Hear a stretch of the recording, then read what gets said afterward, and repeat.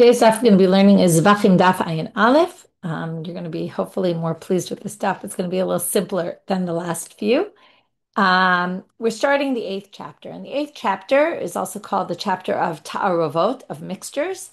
It's a classic chapter because this is a topic that comes up in many other Masechtot. So if you're feeling like Zevachim is very specific, we're now going to talk about something that's more of a broad topic, although within the light of Zevachim, which is mixtures, combinations, bitul. If you remember, there's a general law in the Torah that comes from the Torah law that acharei rabim lahatot, we go by majority. So that means that things can be canceled in a majority.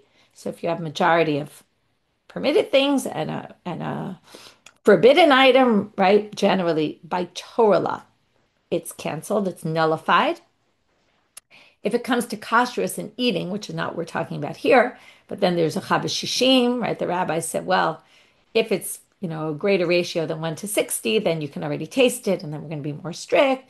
And there's all sorts of cases where we saw that there aren't laws of nullification, either because something has significance, like in our case, we're going to see it's an animal and it's a sacrifice, and you can't just say, oh, or maybe it's not a sacrifice, but it's mixed up with sacrifices, and it's something that's, because it's a whole animal, you can't just say, oh. That's why we're very careful, by the way, about bugs in food, because a whole creature, forget about, a little bug, whole animal, you can't just say, oh, nullified.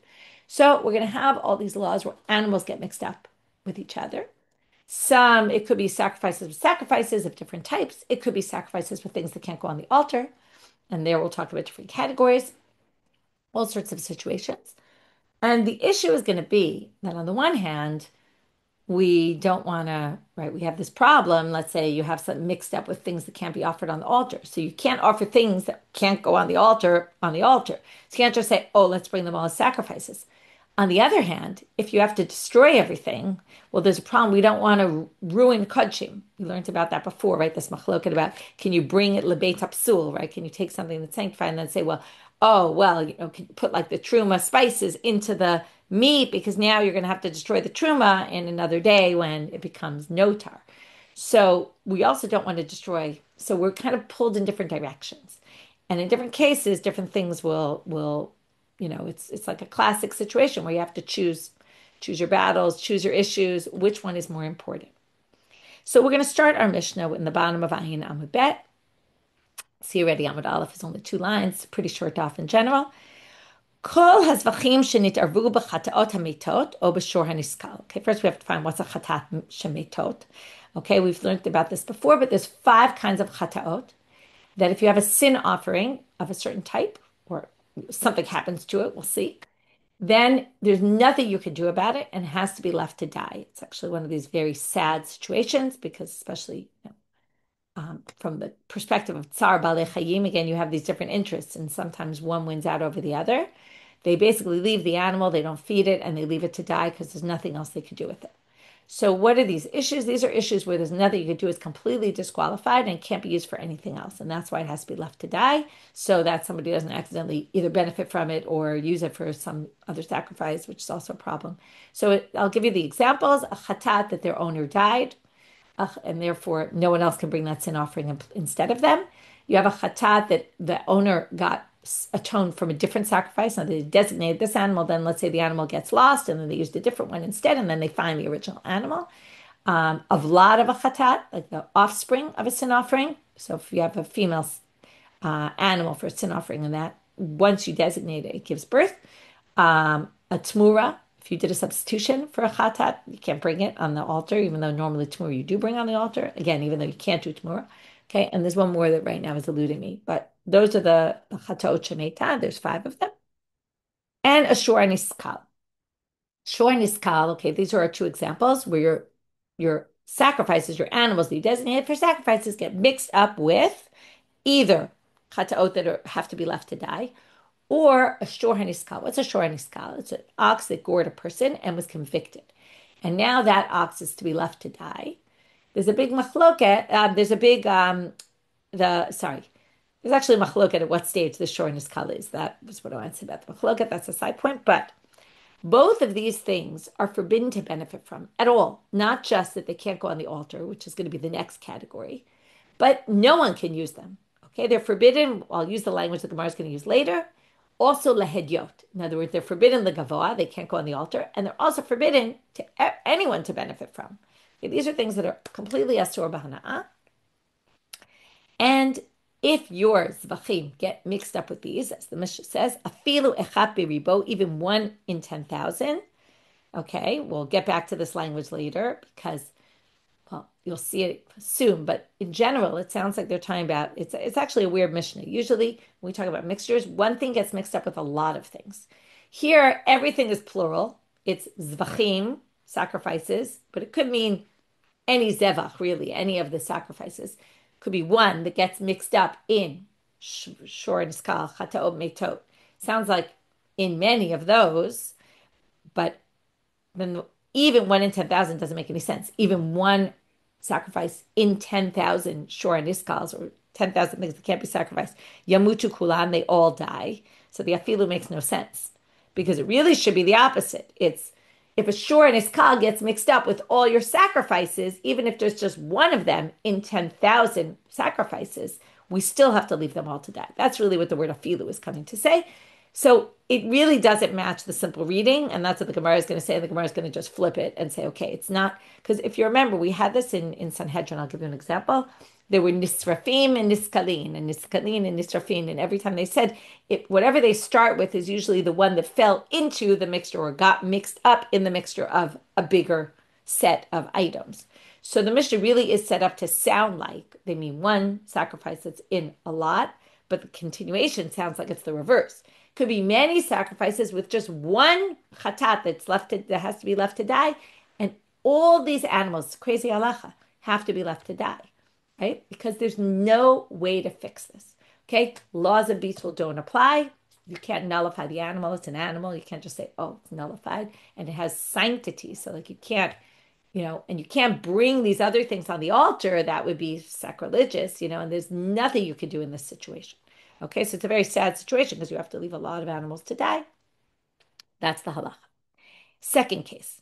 According to Rashi, this is the topic sentence, and then we're going to have a bunch of examples of this, even though not all the examples actually fit into this topic words, okay, this topic phrase.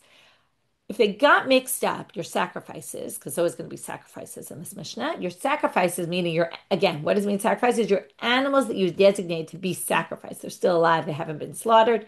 You have your animals get mixed up with an ox that, all right, just for example, an ox, that something was done wrong to it. Okay, it's not exactly accurate phrase because some of them, the animal did something wrong, not what was done wrong. The main category that this is going to be, it's something that cannot go on the altar, but it's permitted to other people to benefit from, like regular people, hedyot, okay? It's just not allowed legavoa. It's not allowed for altar. Okay, so what are these? So we go back to the shor and iskal category, but in this case, there was only one witness, so it couldn't be convicted. Okay, so it's not going to be convicted because all we have is one witness. Or the owner admitted. And Rashi says, why does this matter? Well, if the owner admits that it happened, right, we say, Hoda'at bal din k'mei edim, it's like 100 witnesses, so why don't we kill the shor? Well, Rashi claims, and some of the commentaries go against Rashi on this because they say, where'd you get this from? That, okay, let's go back to one principle before we read Rashi. There's something called modeh b'knas patur. If I admit to a fine, I'm exempt. Like, let's say I admit that I stole something. So when you steal an item, you have to return the item and you have to pay double. But the double is a fine, a penalty. I don't have to pay the penalty. I just have to return the item. It's a way to motivate people to admit things in court. So Rashi says that because modeh b'knas patur, this is modeh b'knas. Okay? Some of the commentators say, I don't know where Rashi gets it, that the fact that we have to kill the shor is a knas. But Rashi claims that that's the reason, which makes sense in the context here, because why else would it matter if he admitted on his own that why wouldn't we kill the shor? Rovea v'nirba, that's an animal that engages in bestiality, either initiates, that's a rovea, or a man initiated the bestiality on the animal, nirba. Okay, that's considered despicable, and we don't allow that kind of animal to go on the altar, nor an animal that killed a person. Muktzah, okay, but again, an animal that killed a person that wasn't convicted or can't be convicted because we don't have enough witnesses, or right, they don't get killed. So because of that, there's no Isur Hana. It doesn't fall into the category of Shor and Iskal. So it's not in category one, it's in this category. Muktzah v'ne'avad, something that was designated for idol worship but wasn't yet used. Something that was worshipped. Okay, that's a little difficult because generally we say that actually is forbidden b'hana'ah, but the commentaries try to grapple with exactly what case this is. Some sort of something that was designated for idol worship or worship. Be'etnan umachir. These are other things that the Torah says explicitly cannot go on the altar. If it was a gift given as for the prostitute to a prostitute, you can't bring that as a sacrifice. That's disgusting. And a machir kelev. They didn't like dogs, right? Dogs were considered a bad thing. If you sold a dog for this, you bought a dog for this animal, or you traded it, bartered it for an animal. This animal for a dog. This animal can't be brought on the altar either. That's all in one pasuk. The etnan and the machir kelev. Both of them are told you cannot go on the altar. Kilayim. Okay, this is darshan from a pasuk. It says when you bring these animals for sacrifice, it says shor or kesef, which comes to exclude. It has to be either a shor or a kesef. Okay, we're now at the top of Amud Bet. It can't be a combo, so an animal that was a crossbreed of two animals, or a treifa, an animal, right? Just like it's not kosher if it has something that's going to make it die within 12 months, or again, depending on how exactly you define treifa, and that animal can't go on the altar, and a yotze dofen. If that's an animal born by C-section, because it says in the pasuk shor kesef, the one we just quoted, ki yivaled, it's a pasuk that says it has to be 7 days with its mother, and only on the eighth day can you offer it as a sacrifice. So that pasuk is talking about bringing it as a sacrifice. That's ki yivaled when it's born. That means regular birth, not by C-section. So all these animals, for different reasons, right? They're not all. That's why it's a little difficult. The Rashi says this nevdabo avera as the topic sentence. Not exactly, not all of these had a sin happen to it, right?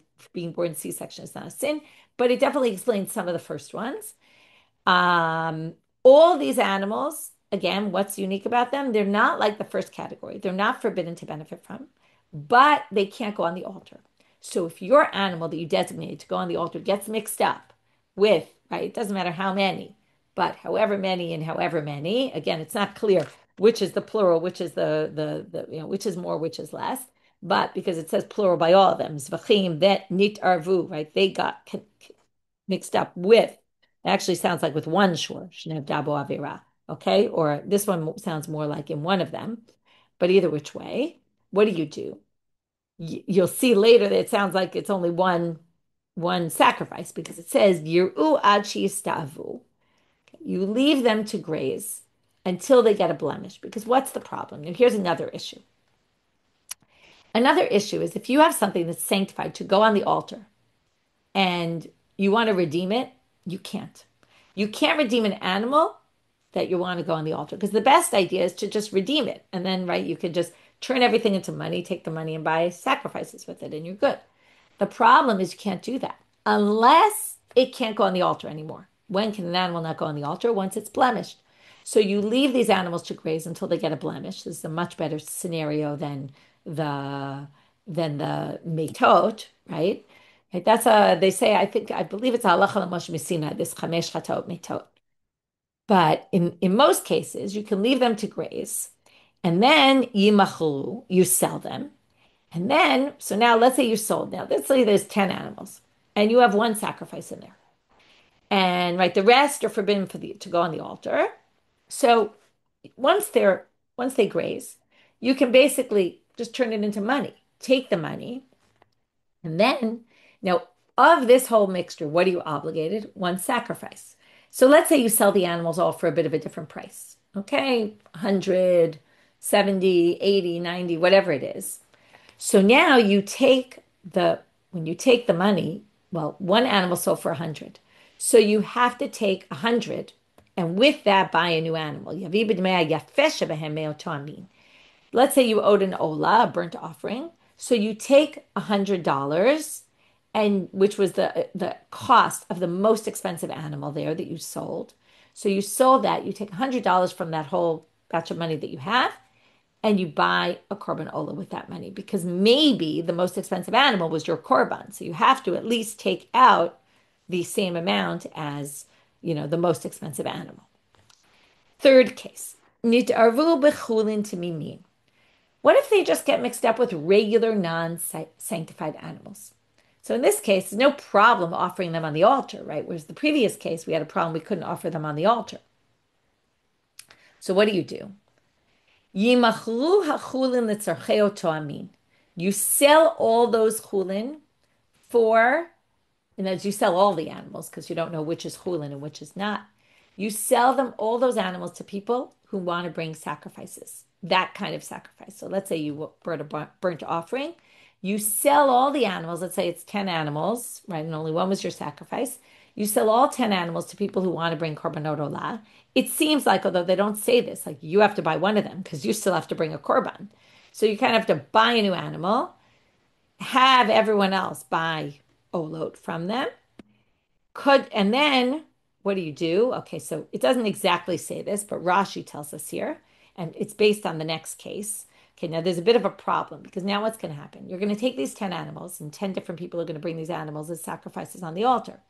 Well, if you bring one of them, you're the owner of the one who got mixed up, and all these other people bring, but we don't know which one is which. So you might have brought the wrong sacrifice. It wasn't yours. Now, what's the problem? When the Kohen does it, l'shem, for lishma, for you, it's a problem. Remember, we learned about the psul of shinoi baalim. If they bring it for the wrong person, it's a problem. So how do we resolve this issue? So Rashi says in the middle of the Dibor Matchil, it says nitarvu b'chulin tmimin. After that, it says yimachru is the Dibor Matchil. In the middle of that, Rashi says toward the end, v'yikarvu kulan kol echad ve'echad l'shem mishahu. The Kohen says, this is for whoever it's supposed to be for. And that way, okay, now you might say it sounds a little silly, but it doesn't, because remember what Rabbi Yossi said in the very beginning of the Masechet? We saw it also in the middle of the Masechet, that he said on Daf Bet and Bet, I believe it was, that, right, it's a T'nai Beitin, right? T'nai Beitin hu atnu de lo lema lishmo. Right? Don't say things lishmo because maybe you'll mess up. So you just say, this is the shame, whoever's korban this is for. And in that way, well, you don't want to say stam because stam will go for the person who gave it to you. That's also not good.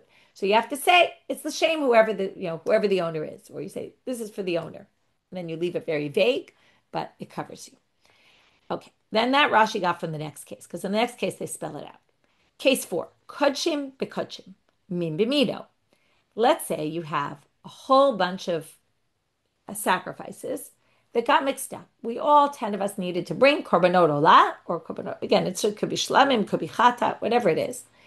And all the animals got mixed up. So what do we do? Now, min b'mino means they're all the same kind of sacrifice. So they're all being brought, let's say, as korbanot olah. So that's easy. If they're mixed up and it's shlamim and chatat, well, then the Kohen doesn't know how to sacrifice them, right? First of all, the rules are different for the different sacrifices, how many matanot, where you do it, all sorts of things are different. But if they're all the same, so then the Kohen just brings them all as olot. Ze yikrav l'shem mishahu, v'ze yikrav l'shem mishahu. And here is where the Gemara says explicitly. The Gemara just says, the Mishnah says that the Kohen brings it, l'shem whoever it's for. So he brings all those sacrifices and you're good. Next one. Kodshim kodshim min b'she'eno mina. You can figure they're getting to this one. What if they're not the same type? You have olot, shlamim, chatat, whatever they are mixed up together. Yir'u ad sheyistavu. So you have to leave them to graze. Okay, now, till they get a blemish. Okay, because what's the problem? You can't bring them all as olot, or you can't bring them all as shlamim. Okay, I see you're asking, do they bring them all at once? I don't even think they need to bring them all at once. I don't think that makes a difference here, because as long as they bring them and the Kohen says it's whoever it's for, then they're covered. So I don't think you have to bring them all at once. So now I just want to check one footnote here. Okay, so the word yimachru has a footnote by it, but I think it's part of here anyway. So you leave them to graze, then what do? Once they get a blemish, you can sell them. And once you sell them, what do you do with the money? Well, what did we learn before? If you have it mixed up with things that, right, with things that you can't bring on the altar. So only one of them, let's say, or whatever many of them were sacrifices needed to be bought. So you take the most expensive animals and you buy the sacrifices with them. In this case, they're all sacrifices. So what do? You don't know how much the shlamim was worth and how much the chatat was worth and how much the ola was worth. So here you're going to have a financial loss. Because you say we're going to have to buy yavim midmei hayafesh behen mimin zeh ubidmei hayafesh behen mimin zeh. We have to bring the most expensive for the sin offering, the most expensive for the ola, the most expensive for the shlamim, because maybe they were all right? Because maybe the shlema was the most expensive one, maybe the ola was, maybe. Okay, so you have to do that. And the rest is just a loss. The person has to take a loss. Now it could be people have to take a loss. It could be it wasn't necessarily all my korbanot, right? It could have been other people's korbanot, and then we all have to, I guess, chip in together to pay for the difference. Doesn't really say. Now we get to one more scenario, last scenario of the Mishnah. We have another thing we're going to throw in here. In general, we've been redeeming these animals, right? We take them until they have a blemish, we sell them, right? And we remove the sanctity from those animals, right? We move it on to money. But there's two animals that you can't remove the sanctity of by selling them. Why not? Well, Bechor and Maaser. In those cases, the firstborn was designated as the firstborn. You can't switch a firstborn for a non-firstborn or even for a firstborn. It has sanctity from the moment it was born. So you can't just redeem that. Okay. So you can't say, oh, let it get a blemish, sell it, redeem it, right? Something else. Maaser, you also can't sell because Maaser is you count 10 and the 10th is it. That's the one. You can't just switch it. It's different than when I just choose a random animal for my sacrifice. That's different. So if your sacrifice got mixed up with a Bechor and a Maaser, or a Bechor or a Maaser, Yiru ad shistavu, so you leave it to graze. Now, then what it doesn't say here, which it should say, but the commentaries talk at it, which is you then take the money again of the most expensive, right? You take the most expensive animal, and this time though you can't sell them. So once they're blemished, and we're going to talk about what happens with the Bechor and the Maaser, but once it's blemished, you redeem it onto money. You don't sell it, but you redeem, and now you have a mixture. Okay. So what you're going to do is you're going to take the most expensive animal there, take its value, turn it into money. And in that way, it's not even the most expensive animal. It's the most expensive amount of what your animal could be. And basically with that, you're going to remove the sanctity. You don't know which animal, but you can do that. You could say, I'm removing the sanctity of whichever animal was the ola. Let's say it was an ola. Okay, I'm removing the sanctity by putting it in this money, and this money I'm going to take and buy a korban ola with. So that has to be the value of the most expensive animal in the batch. Now what are you left with?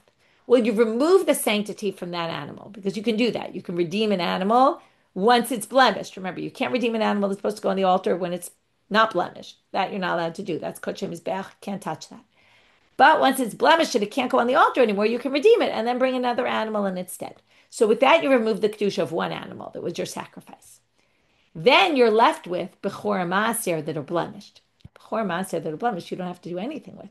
Because the rules of Bechor and Maaser are, you have to bring them to the Beit HaMikdash. And the Maaser, you sacrifice yourself. The Bechor you give to a Kohen, and the Kohen has to sacrifice it. But when they're blemished, the Kohen can eat the Bechor, right? And the truth is anyone can really eat the Bechor, but it belongs to a Kohen because you have to give it to a Kohen. And you can give it to him before it's blemished or after it's blemished. It doesn't matter, but it belongs to the Kohen. And the Maaser you can eat yourself. So any of these animals can be eaten now because there's no prohibition to just slaughter them now because they're blemished.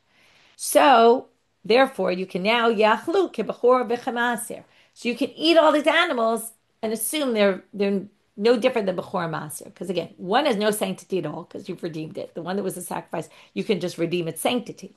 And the Bechor and the Maaser can be eaten and slaughtered. Now, there are certain rules about them. So whatever rules apply to Bechor and Maaser about what you could do with them, that still applies. But basically, you can slaughter them, which is what you're going to want to do, right? And you want to make these permitted, so you can do that. Now they just add one more line, which is just in a side point. Hakol yecholin litarev. Okay, you can have all sorts of circumstances of sacrifices that get mixed up with other sacrifices, and you don't know what's what and who's who, because many sacrifices overlap what animals you could bring for this one or that one, except for min chatat v'hasham. A chatat can never be brought from a ram. And in asham, in most ashams, there are some exceptions to the rule, but they mean the general korban asham. Guilt offering is brought with a ram. So since an chatat cannot be a ram, and an asham can only be a ram, so you'll never have a combination of these because unless you can't figure out what animal is what, which is obviously not, someone can figure it out even if you don't know the difference. But basically, you're not going to confuse a ram and a goat, for example, which is what usually you bring. A female goat or a sheep. There's certain animals you could bring for chatat, but you can't bring those same animals for an asham, and therefore they'll never have a problem of combination there because it'll be obvious which one was what. The commentaries say there's a few other exceptions to the rule of cases where you won't have ta'aruvot. Okay, so basically what the Mishnah did was give a whole bunch of examples. And I'll just remind you now of the beginning one because we got caught up with all the end ones of sacrifices. The beginning ones were things that couldn't be brought on the altar at all, right? Either. First category was they're forbidden to benefit from, even not in the world of sacrifices, but you can't, and not only can they not be used on the altar, but you can't benefit from them at all, like the shor and iskal and the chatot and and then we got to the category of all these other things, like a gift given to a prostitute, or an item that was engaged in bestiality, or it just wasn't convicted because there wasn't enough evidence against a shore that killed someone. All these things that are inappropriate to bring on the altar, you can't bring them on the altar. But the truth is, that people can benefit from them on the street and the regular world. So now the Gemara starts off with a question. The first question is, as I already mentioned when we learned the Mishnah, my afilu. Okay, they assume, like I said, that usually when you have taravot, it means the first thing is mixed up in a lot of the others.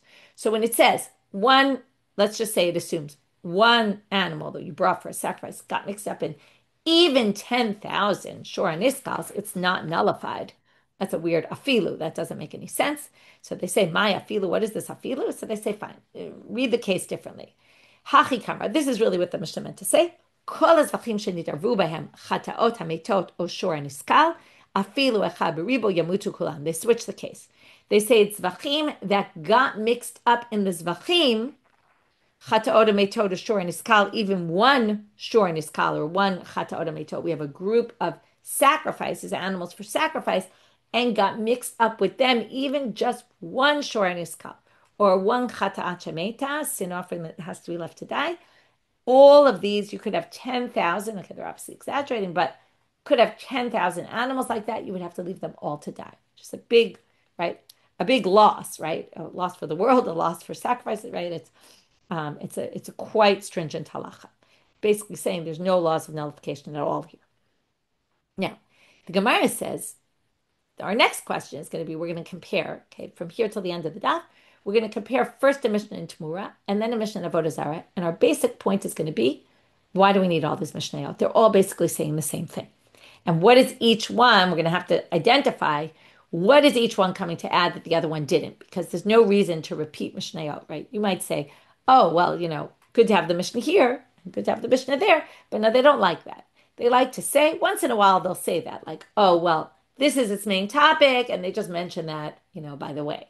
And this is its main topic, and they mention that by the way. Okay, but usually we don't really like to repeat Mishnah. And it's a very common question the Gemara asks, why do we have this Mishnah and that Mishnah when they're both saying the same thing? So comes the Gemara and says, Tanina Chadazimna, it appears in the Mishnah in Tamura. Call, right, even though we haven't gotten to it yet, they don't really care about order and everything's, right, it's not a book that reads from start to finish, so you could say, why this Mishnah if we already have that Mishnah, even though that Mishnah is later. Kol ha'asurim legabe mizbeach. Anything. Now, what they're really asking is on our first line. Our first line about the shor and iskal and the chatot hametot, that they're not nullified in any amount whatsoever, sounds like this line also. Kol asurim legabe mizbeach. Anything that's forbidden to go on the altar.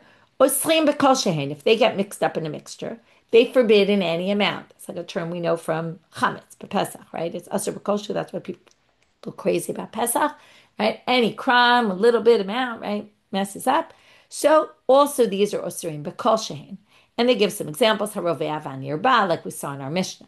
Now it's actually more like category 2 in our Mishnah. We'll get back to that. But right now they're saying the same thing about echad b'ribo is not canceled. This is kosher. It's the same thing. So why do we need both cases? But they are different cases, and that's what they're going to highlight. Our Mishnah, the first case, is talking about isurei hana'at, things that you can't benefit from, even outside the world of the Mizbeach. This is talking about, right, if I have an animal that engaged in bestiality, I could benefit from it. I could use it to work in my field if I want. I just can't bring it on the altar. So I'm Rav Ashi, but both of them are basically saying these animals are not nullified in any amount. So I'm Rav Ashi, I'm Marita Lishmata Kamed Rav Shimi. He said, I went to Rav Shimi, I said this to Rav Shimi Va'atzrichan, and he told me why we needed it.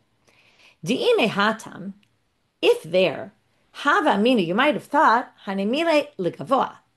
There, what's the issue? I have an animal that can't go on the altar, so what's the problem, right? I now have this mixture of all these animals that can't go on the altar, so they're not nullified. Now, what would I do? Well, our Mishnah tells you what you do in that case, right? You leave them to graze, you turn them into money, right? And then you buy with that money the amount of sacrifices you have mixed in there, and the rest, right, are fine. So that's because that's ligavoa, meaning you can actually benefit from them though after, right? Because those animals are not forbidden to benefit from, they just can't go on the altar. So there's a good solution to resolve that problem. Aval lehedyot emalo. But in our case, where they're going to be forbidden to hedyot, I'm not going to have to leave, okay, in the extreme case, 10,000 animals to die because there's nothing we could do with them, right? There's no solution. So maybe it's actually ironic, right? Because our case is much more stringent because the item is forbidden b'hana'ah.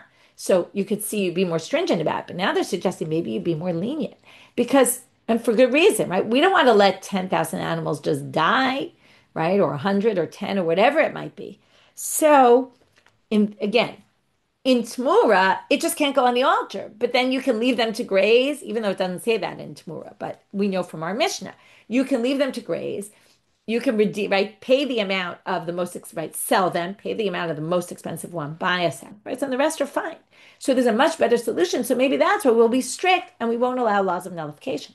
But remember, the Torah says things are nullified in the majority. So why don't we just say, put back Torah law, the basic halacha that nullification works, in a case where we're going to otherwise have to leave animals to die. So that's why you might have thought it won't apply, and that's why we needed our Mishnah to tell us, no, no, no, even in that case, there's no laws of nullification here. Now we're going to do the reverse logic. Imehacha, if you had our case, what would you have said? Now we go back to what you would have intuitively said. Our case is much more strict, right? Because it's a surah, even outside the temple, it's forbidden. So if you learn from us, Havamina, you would say, Hani hudi sureh hana'aninu. These are forbidden b'hana'ah even outside the temple. So of course we're going to be strict with them. They're much more, they're worse. Shor and Iskal and Chata'odam are much worse. Aval hane emalo, but maybe things that are forbidden just to benefit from, maybe they'd be nullified. And that's why it's tzricha. That's why you need them both. But that's not a good enough answer because our Mishnah also talks about that case. The case in Tmura is case 2 in our Mishnah. First, we're comparing the main case in Tmura, right, the one case in Tmura, to case 1 in our Mishnah. There were 2 different cases, right? Ours was forbidden to benefit, and theirs are not forbidden to benefit outside the temple. And then we made the comparison why you would need both. But now they say, but we don't understand Tmura because the lavi surana aninu hatanile. Ones that are not surana actually already says in our Mishnah. So you really, first they said, why do you need our Mishnah if you have the Mishnah in Tmura? And then by answering it, we had to say why you need really both. And why it wasn't enough just to have ours, why it wasn't enough just to have that one. But now we're saying, but you don't even need that case in Tmura because that's case 2 in our Mishnah. And our Mishnah tells you exactly what to do, right? Leave it to graze, all that, which actually it didn't say in Tmura. So why would you need the Mishnah in Tmura then if you have our Mishnah? Mi katane bekama, kol sheken hatam katane. Well, our Mishnah doesn't mention, if you noticed, the echami ribo, how much, right? It says even 1 in 10,000 is only by the shor and iskal and the chatot and metot, the first case, where it's forbidden to benefit. The second case doesn't actually tell you. It just tells you here's the solution. But maybe you would think it's nullified in some amount. It just doesn't tell you what the amount is. But the amount is mentioned in Tmura. And that's what you need Tmura for, to tell you the amount. In Tmura it says, B'kol shein, they forbid any tarovet, just like the first case in our Mishnah, but it didn't say it by the second case in our Mishnah. Okay, so you need Tmura. Tmura adds something that's not in our Mishnah. Now, obviously, the question is, why didn't our Mishnah just add it? That's a good question. But they're operating on the assumption that we have this Mishnah, we have this Mishnah. What's the new law in each Mishnah that's not mentioned in the other? So fine. So in Tmura, it says, if it's just something that can't go on the altar, which is exactly the language of the Mishnah there, kol asurim, whatever. I'm just going back to the Mishnah for a second.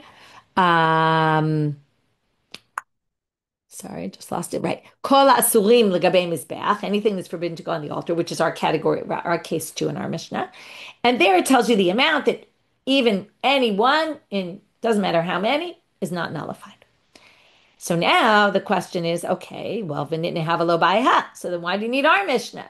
Again, case 2 in our Mishnah now is unnecessary. Case 1, we explain why it was necessary. Case 2 now would be unnecessary. To which they say no, because what's not mentioned in the Mishnah in Tmura, and this I already mentioned a few times, Takanta itzrichale. Our Mishnah tells you the resolution. How do you solve the problem? So yes, it's not nullified at all, but there's a way out. You wait till it gets a blemish. You then take the money of the most expensive animal. You buy a sacrifice with it, and then the rest, right, can be used by whoever for whatever, just not brought on the altar. So that's a an answer as to why we need that and that. Now they're going to throw in another Mishnah. Okay. Mishnah from Avodah Zarah, which you might remember because we learned it not so long ago. Dehedyo nami tanale. Now, if we go back to Rav Shimi, what did Rav Shimi say? Rav Shimi's whole thing was that you needed to teach you that these are forbidden also, that right, they're not nullified, meaning you can't bring them as a sacrifice. But maybe you would think that in order to resolve this problem, we don't want to let them die. Maybe we'll allow them to hedyo to a regular person. So if a shor and his kal gets mixed up with your animals for sacrifices, so you might not be able to bring them on the altar, that for sure, but maybe we'd allow them maybe we could let them again, let them get blemished, do what we did in category 2. Let them get blemished, redeem them, take the money, buy sacrifices, and with the remainder or whatever, and then those animals already can be used by people. And maybe we should, right? And then, so now they're going to say, how do we know? And again, maybe we want to be lenient here because because we don't want to destroy them completely, because these are things that are forbidden to hedyo. Maybe, what's the logic here? It's true that there's mixed in here a shor and iskal, but maybe we could use laws of nullification to say as if it's not there, right? That's the idea. Because if we don't say that, we're going to have to leave it to die. We don't want to do that. So let's just say laws of nullification would kick in here.